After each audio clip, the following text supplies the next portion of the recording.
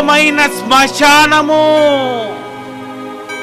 వా, చచ్చిన వాడికి భూమి మీద ప్రతి వాడు ఏర్పాటు చేసేది శ్మశానం అయితే, ఇక్కడ ఎవడో చచ్చినా ఇక్కడ శ్మశానానికి మీరు తీసుకెళ్ళిపోతున్నారు కదా.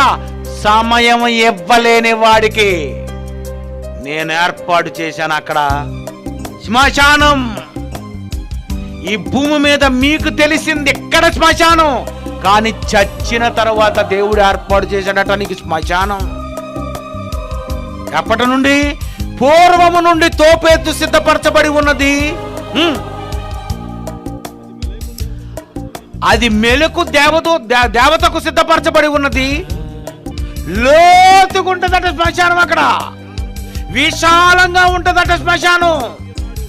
అబ్బబ్బా, దేవుడు ఎలా చేశాడట శ్మశానం. ఇక్కడలాగా చిన్న పెంకిటిల్లేసి కింద చిన్న మంటలు సెట్ చేసి చిన్న అరుగేసి దాని మీద శవాన్ని పెట్టి కాల్చి కాల్చి ఇసిన కర్రలతో ఇసిరి బండెడు కర్రల మీద కాలుస్తుంటారు కదా.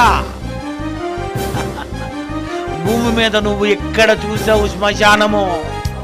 ఇక్కడ కాలిపోవడం చూసావు. అక్కడ ఎలా ఉంటుందో తెలుసా శ్మశానం? నీ గురించి నేను చేసిన శ్మశానం ఎంతో తెలుసా?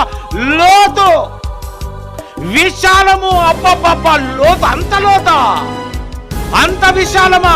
చచ్చిన తరువాత ప్రతి ఒక్కడు సమయం ఇవ్వలేని వాడు చేరిపోయేది ఎక్కడికే, లోతుగుంటదట.